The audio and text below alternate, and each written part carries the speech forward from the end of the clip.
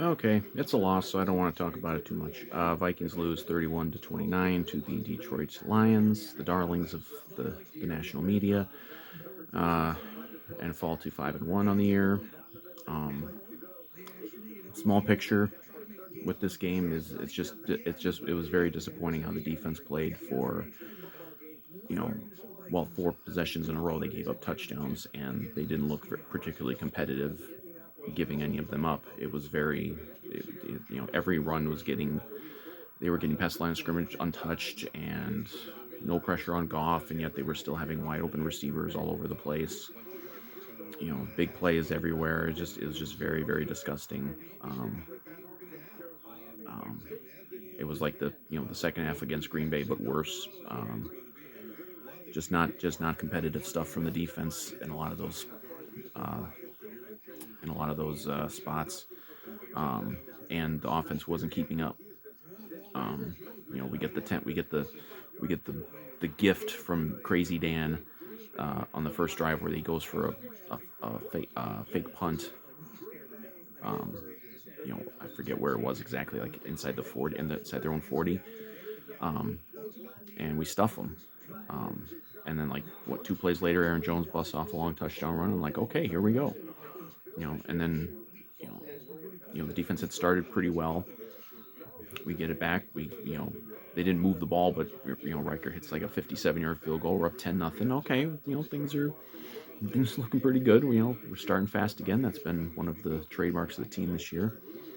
Um, and and that was it. Unfortunately, that was it for the offense for a long, long time. I mean, that was it for the whole rest of the half. They weren't good. Um, um, I think Darnold's pick was in the first half, um, you know, which was a terrible throw.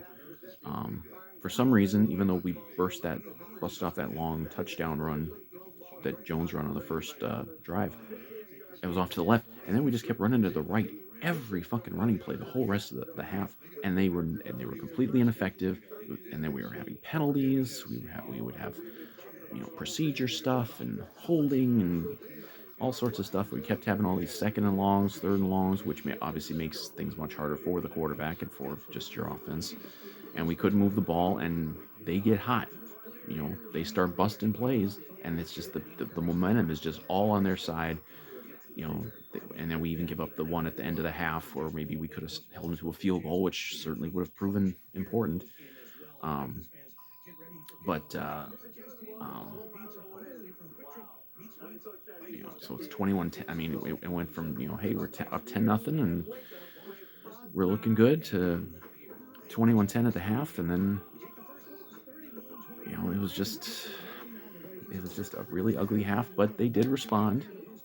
I mean, again, I can't get in my head into a moral victory place under the circumstances.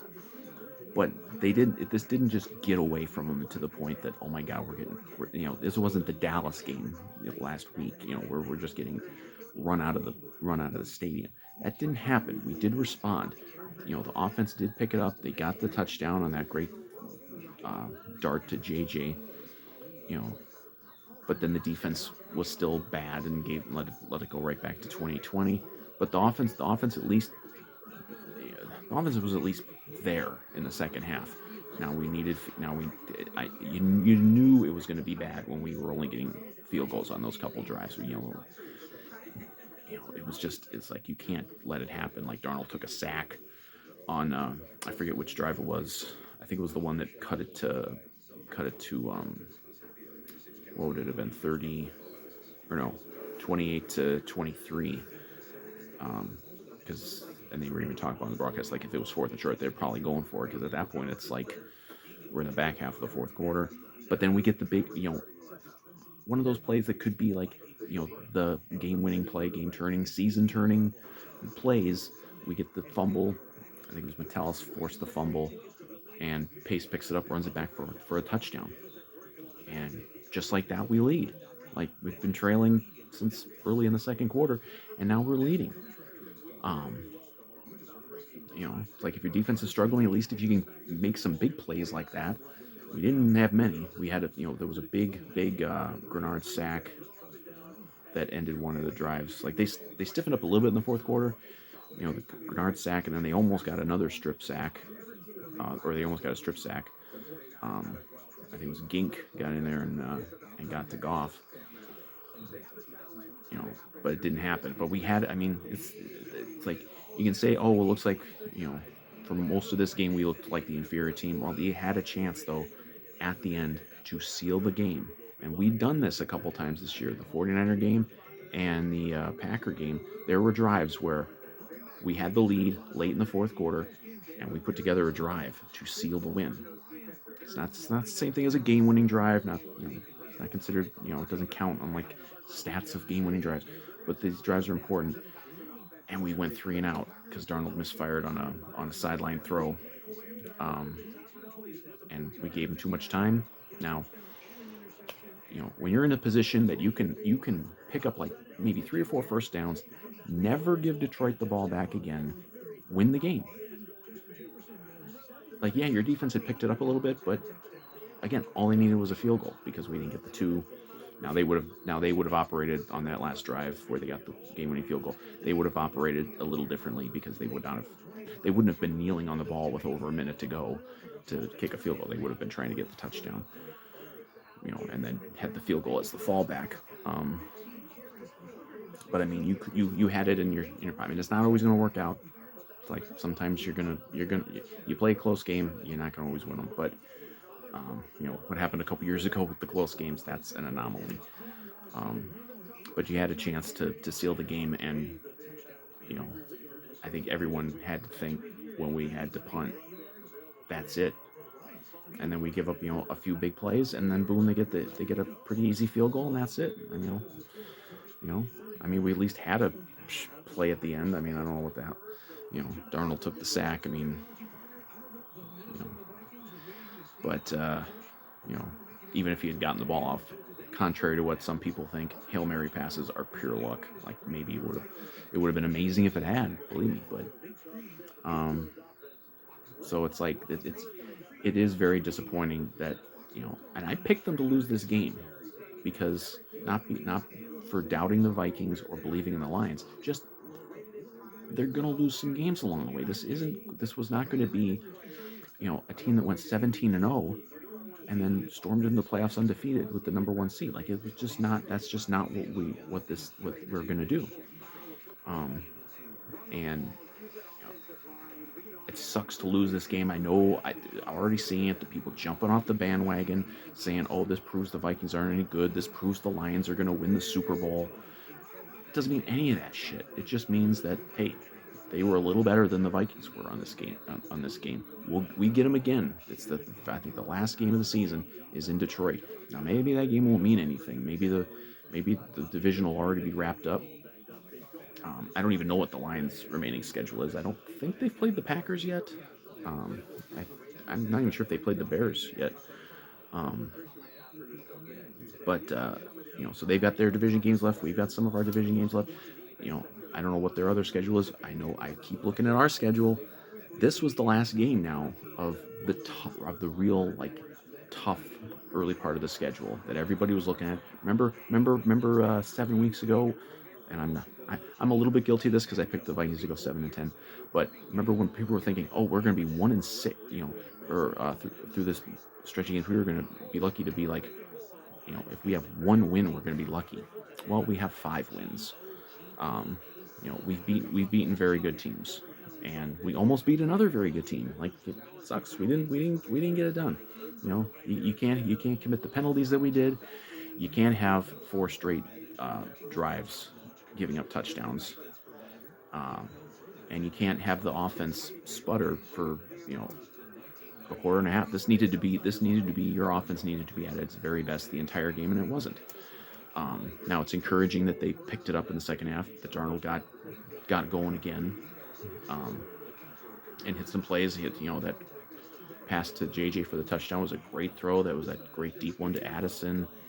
There were a couple other real nice plays, and he got out and scrambled a little bit. Like he had some good games. I'm not down on Darnold. I think if anything, this game proves even more that you can go forward with Sam Darnold. It's unfortunate that the offense sputtered because you didn't have Hutchinson coming after you on the other side, and they still shut you down on offense for so long. Now I think some of it was the Vikings shutting themselves down with stupid penalties and whatnot, but um, you know, I mean, even like I forget which drive late in the game. KOC calls it like a weird. It was like I think it was going to be a throwback pass from Jefferson to Darnold, like just and this was one drive when they were moving, and then he calls this weird trick play. Sometimes KOC really can't get out of his own way. Um, you know, so I mean, you know, it's disappointing to lose because I know what the narratives are all going to be now. It's going to be that the Vikings aren't any good, and they're going to collapse because they were just a mirage for 5 weeks. Funny how this is never applied to any team that isn't the Vikings. Um, they're a mirage. They're gonna fall off now. The Lions are the greatest team in the history of the National Football League, and they're gonna win the Super Bowl. Why should we even compete the rest of the season? I saw Green Bay fucking won too. Great opening window of football today. The Vikings lose, the Packers win. Kirk gets blown out at home. Like this is a bad start to the day. Um, I'm sure they'll be saying, "Oh, the Packers are clearly better than the Vikings now." Well, no, they're not because we already beat them in their house. Um, I think, and this isn't the reason they lost, the reason the Vikings lost, but I hated it that they didn't play T.J. Hawkinson. Because by every report that I had seen or heard all week, or even like the last couple weeks since they opened his practice window, he's been looking fantastic. And then I gotta watch in this game, we're throwing little 2-yard passes to Johnny Munt multiple times. You know, when you needed all hands on deck for this game, and I really hate that they didn't play T.J. Hawkinson unless he's not actually healthy. But every report I had seen or heard says that he's healthy and looking just tremendous. Well, get him out there. He doesn't even have to play at the whole every snap. Just get him out there for a while. Maybe he would have made a difference on some of those third downs. Maybe the last third down of the game, before they had to punt, and maybe he's out there. Maybe he can make a play. Um, it's I hate that they didn't look at it that way. That this game was that level of importance, because this isn't the season. Maybe if this was a December game or an early January game, maybe they do play him. I don't like that they didn't. I don't like that they willingly went in shorthanded. Um, you know, and I mean, the offense had its struggles, but you maybe wouldn't have had those struggles if you had your elite tight end out there for the first time this year. Um, but yeah, so um, Darnold bounced back a little bit. Weirdly, I'm kind of more confident in Darnold now. Like he had that horrible interception. Like he had some mistakes. I've been saying it all season. The Darnold roller coaster. It's gonna go up and down. I thought this was a better game from him.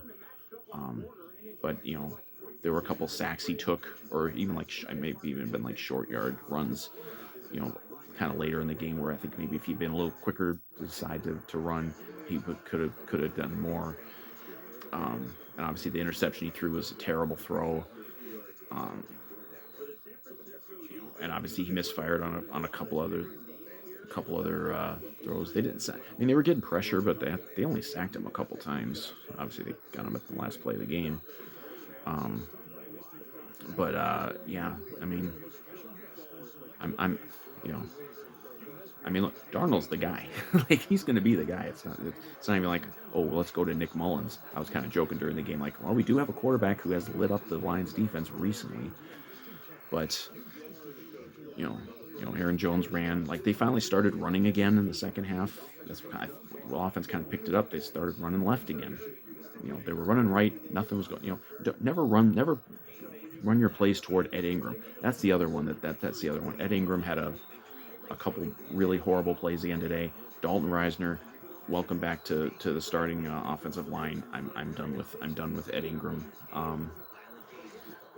But as soon as they started running left again, they were getting big chunk runs. You know, passing game was able to improve. But they took off a quarter and a half against the Lions, and you can't do that.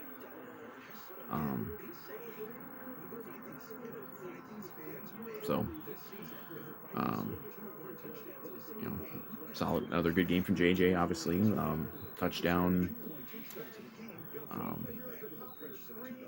we did have some big plays on defense. Obviously, the fumble, but a couple sacks here, and But I don't think I think the secondary was very, very bad. I mean, if you're not getting any pressure on the quarterback, which we weren't, and we're playing this fucking zone defense, the secondary's got to do better than they did. They let too many guys be just wide open. So that was very disappointing.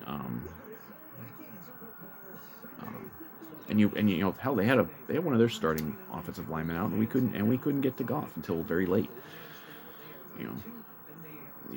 It's very disappointing that they especially in your home stadium, that you let it get kind of out of hand there for a while like they did. Doesn't mean this defense is terrible. I mean, very, very few teams that they have left on the schedule are going to have any ability to do to this defense what the Lions did. I mean, when we play the Titans, they're not going to be able to do this. But it is disappointing that they let it happen. But in the macro, I mean, it's hard to think of this in the moment when you lose a tough division home game to a team that I just hate. I'm so sick of the Lions. I'm sick of their bandwagon fans talking shit. I'm sick of the media slurping them up. Fucking announcing crew in this game today, slurping the Lions every second they get. Even that one, even the one there was a near fumble by Naylor that was picked up temporarily by the Lions and ran back for a touchdown. And it was obvious that it was wrong. And they come back on the broadcast and they're talking about, well, this is actually pretty close. No, it isn't fucking close. It was not a goddamn fumble. It was obvious. Stop sucking up to the goddamn Lions. I'm so sick of the Lions being slurped by the media for the last 3 years now. They were. I mean, it always goes back. They go like 9-8 a couple years ago. They're getting more credit for going 9-8 than we got for going 13-4, and it drove me fucking insane. And they're a better team this year than they were last year. They're not an illegitimate team. They're a good team.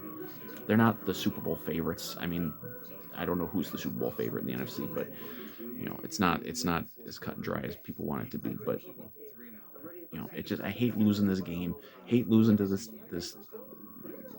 to that fan base. Not that it would be better to lose to the Packers or even the Bears necessarily, but it sucks to lose. It sucks to lose that. It sucks to lose a home game.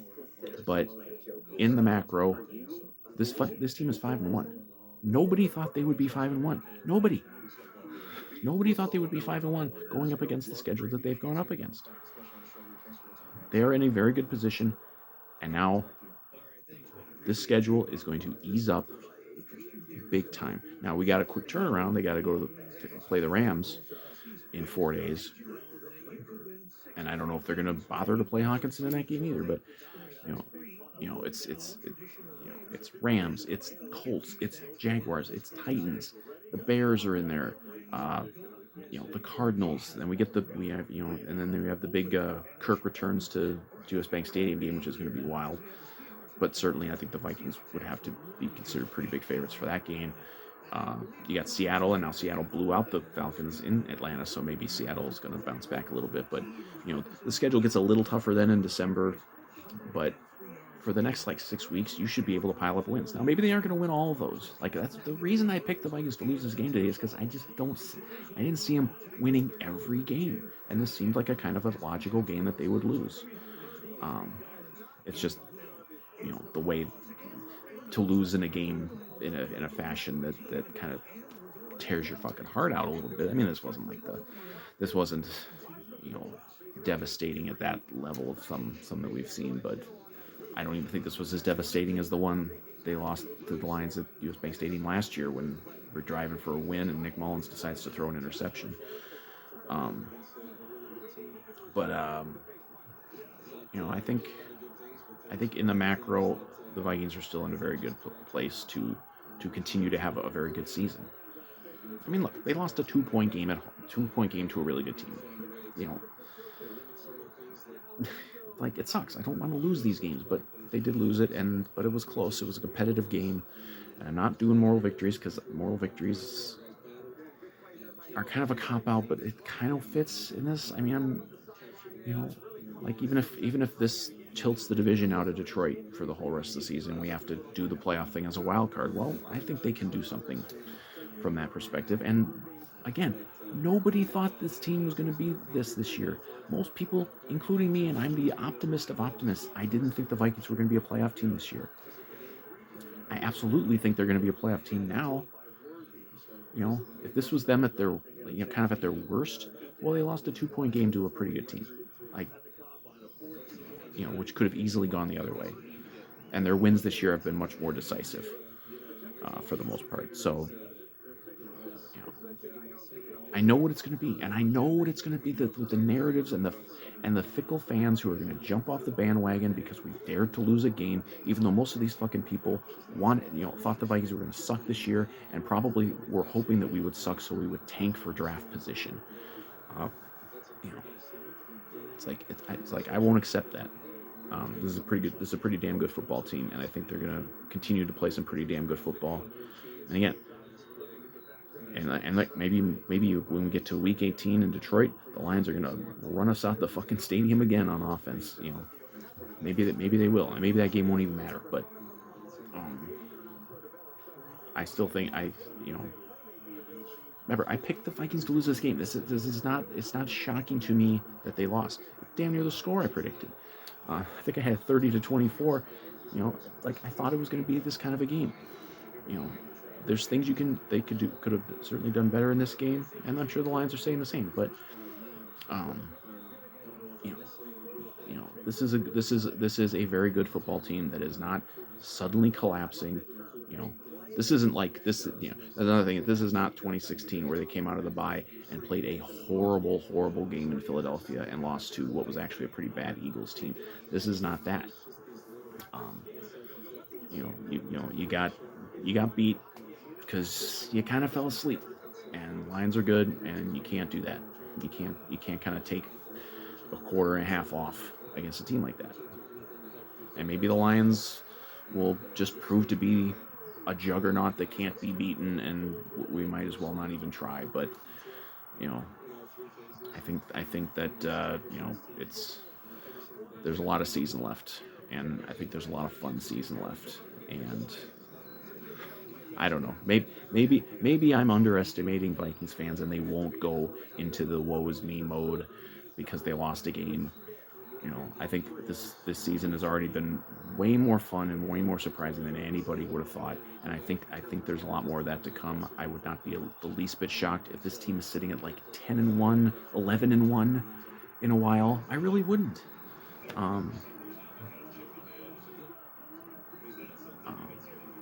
And once you get into that number of wins, like you're in the playoffs, like like you're at minimum in the playoffs, and I think you can still fight for the division.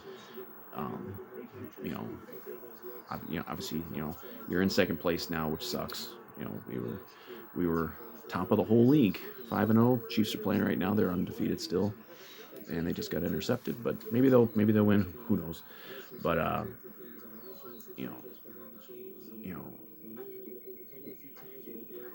it sucks to be in second place now. But a lot of people thought we'd be in last place all year. So I think there's still a lot of fun to be had with this Vikings season going forward, and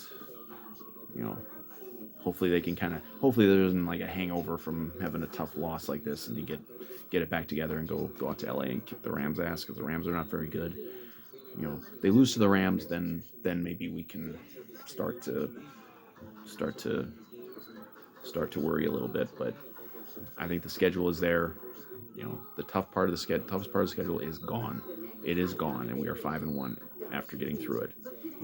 I probably would rather the one loss had been to maybe Houston or the Jets instead of this game, but That's just how it goes. The overall record is very good. The overall team, I think, is very good. And maybe I'm just coping. Maybe I'm just huffing the copium, as they say. Um, but I think this is still a pretty good team with a very bright remaining. Uh, what would it be? 11 games left. I think 11 games. I think they can go win 8 of those. Why not? Why can't they go win 8 of those games? Maybe that isn't won't be enough to win you your division, because maybe Detroit's just going to be an unstoppable juggernaut. But you know, let's go. Let's they're not gonna give up. It's like they know that they know they're a good team. They know they've made some dopey mistakes today that they shouldn't have made, and maybe if you just do a little bit more here in a couple spots, you win the game. But that's the story of every close game in the National Football League. It's 2022, where we did make all the little, almost every time we made all the little the little plays that won the game. And then last year we weren't winning. We didn't do them. We didn't do them. You know. Um, So I could ramble. I could ramble for another many minutes, but it is a nice day, and it's one of the last warm days we're gonna have before winter arrives. So I'm gonna get out and enjoy some of that warm winter or warm weather. So you know, hey, anybody's fan watching this video, keep your head up. This was a tough game today. Tough to lose, and tough to lose in the way we did, because you feel like you had a chance to snatch a victory from the jaws of defeat, and then you kind of snatched defeat from the jaws of victory a little bit. But you know, Lions are good. You gotta give them credit. I don't like them. I don't like their fans, but they are a good team this year. Unlike the frauds they were last year. Um, but anyway, Vikings lose 31-29. Rams on the short week in LA. Probably be mostly Vikings fans there, because the Rams are bad and they don't have much of a fan base even when they're good. So, and then you get to come back here for a home game against the Colts. And then you get some easier road games. So again, I would say my goal for the rest, going forward for the rest of the season, you got 11 games left. I think with their schedule, they could for sure win 7 or 8 of those games. I see no reason they can't. And then, hey, you're in a good position. So that's all I got to say about that. Keep your head up, Vikings fans, and fuck the Lions.